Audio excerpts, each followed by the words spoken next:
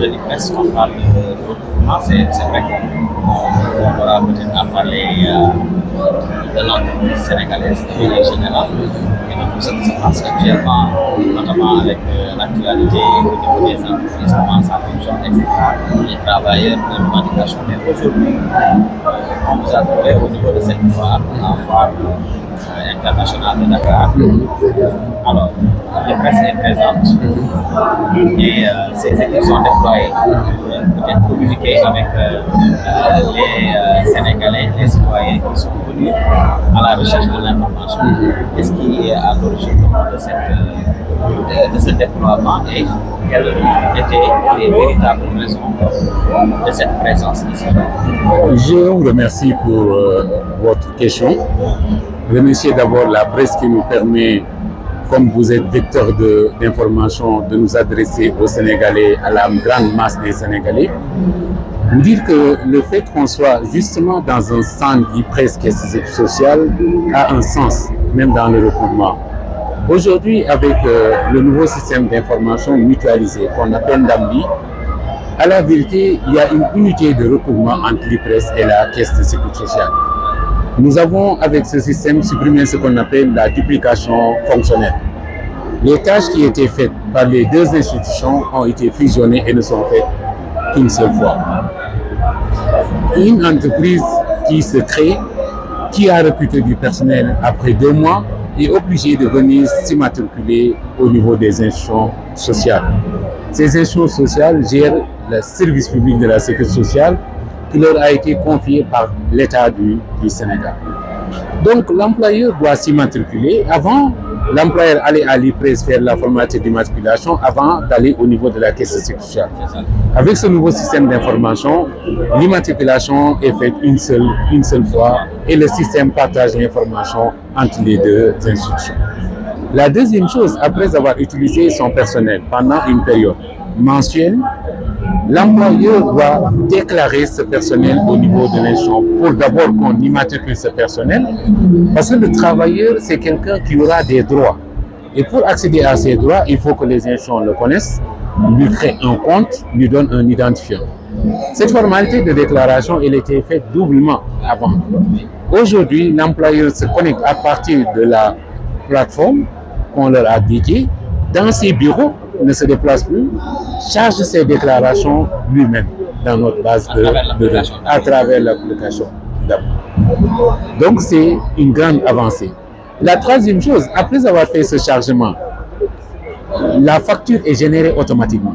L'employeur, au lieu de faire 2 paiements à l'IPRES à la caisse, fait un seul paiement qui est déposé au niveau de l'une d'entre les 2 caisses, permet à l'autre de récupérer la part qui lui appartient.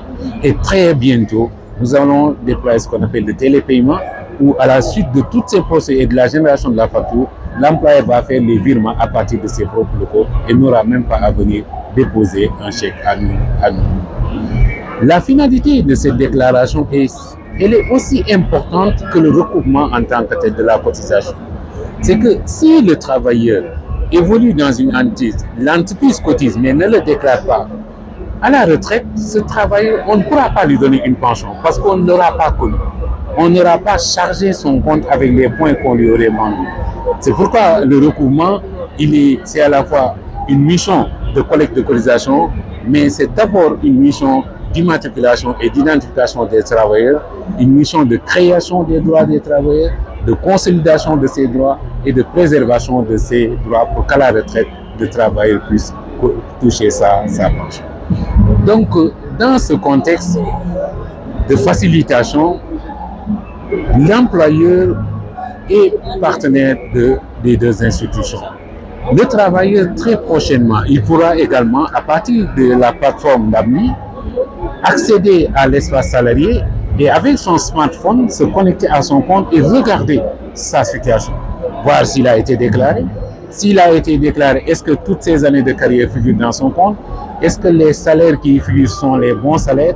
Et éventuellement, poser des questions sur les droits qu'il pourrait avoir. Vous me permettrez à ce niveau d'insister sur le fait que l'IPRES et la Caisse sociale sont des organismes jumeaux présentement. Nous gérons ce qu'on appelle cycle de vie du travailleur. La caisse de sécurité sociale gère le travailleur de la naissance à la veille de l'embauche. Nous, dès qu'il est embauché, nous le reprenons dans notre système pour la retraite. Parce qu'à l'IPRES, dès que vous êtes embauché, on commence à vous suivre.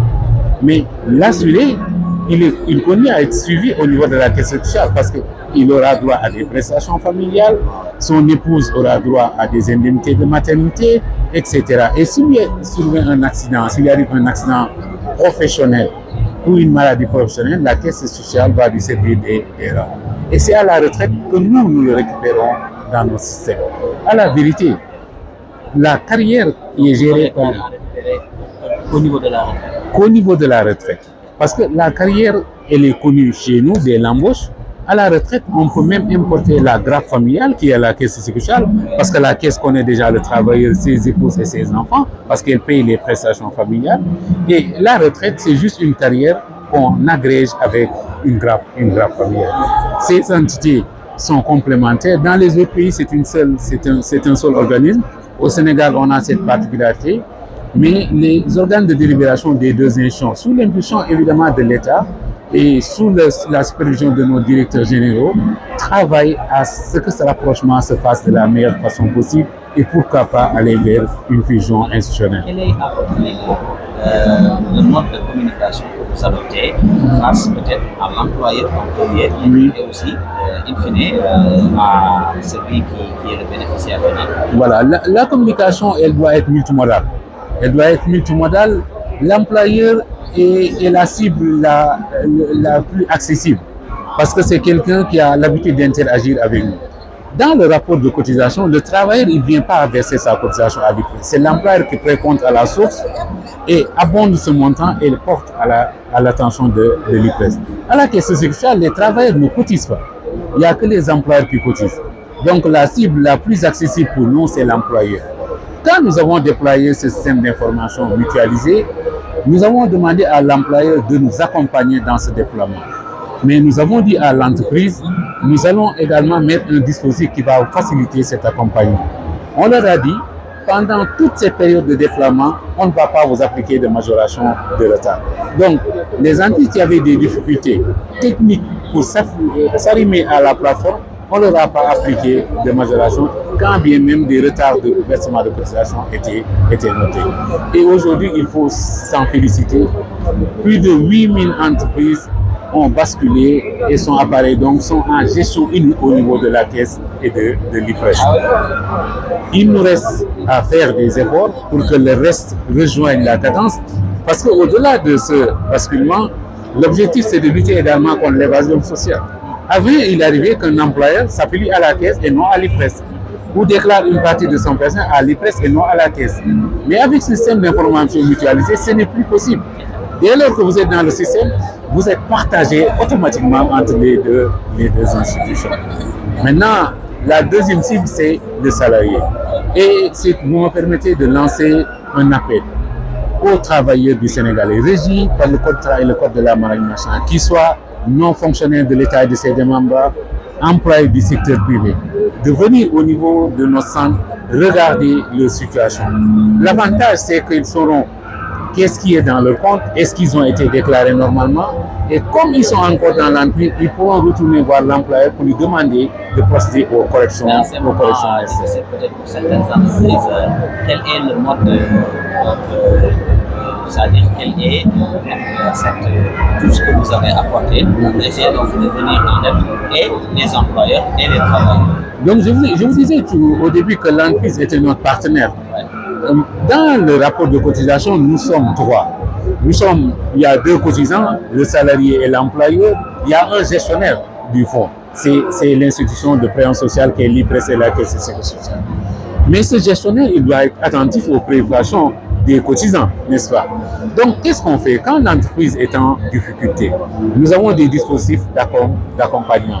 On l'a fait pendant la période Covid, on l'a fait pendant la période Ebola, où le secteur du tourisme, du transport aérien, de la restauration était sinistré. Présentement, on sait que le BTP, les travaux publics, la presse sont des secteurs sinistrés. C'était de très bons cotisants pour l'essentiel, parce qu'il ne faut pas que les Sénégalais pensent que les employeurs ne cotisent pas. Si les presses, la caisse sociale ont pu fonctionner jusqu'à présent, dégager des excédents, faire des placements, c'est que quelque part l'entreprise a joué son rôle.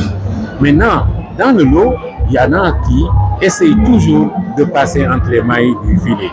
Mais ce groupe minuscule et cette minorité ne doit pas nous pousser à faire en sorte que tout le monde soit incriminé. Donc l'entreprise qui est en difficulté, nous lui demandons de venir nous voir, de nous exposer sa situation. Nous avons des corps d'experts chez nous qui savent analyser les situations financières. Et quand nous nous rendons compte que l'entreprise est véritablement sinistrée, déjà nos autorités nous donnent pour instruction de ne pas initier de procédure de recouvrement contentieux contre ces structures. Présentement, à un certain moment, on avait saisi les comptes de plusieurs groupes de presse, mais au niveau de la presse et de la caisse, toutes les saisies ont été levées. La deuxième chose, les majorations, on ne les applique pas pendant ces périodes. Et quand l'entreprise a besoin d'une attestation pour concourir dans un marché, sur la base d'un protocole que nous signons avec lui, dans lequel il s'engage à appuyer sa dette, ce protocole amoureux, nous lui donnons cette attestation pour l'aider à pouvoir continuer ses activités et à revenir en meilleure fortune pour pouvoir payer ses obligations. L'invite que nous lançons à tout le monde, c'est que le civisme social doit être prescrit au Sénégal. L'argent de la sécurité sociale, c'est des deniers publics. Ce n'est pas l'argent des gestionnaires et des agents de l'IPRES et de la caisse sociale, c'est des fonds qui appartiennent à l'État du Sénégal. Nous avons, nous, travailleurs de ces instruments, la lourde responsabilité de les gérer en bon père de famille. Parce qu'au-delà des générations de travailleurs actuels, à la retraite, pour la retraite, il y a des gens qui vont arriver à la retraite dans 35 ans. Nous avons pris rendez-vous, nous avons assuré de leur donner leur pension. Donc c'est en gérant en bon père de famille et en accompagnant l'entreprise qui est en difficulté qu'on va aider à revenir à meilleure fortune, qu'on va consolider tous ces acquis et rendre pérenne nos systèmes de sécurité sociale.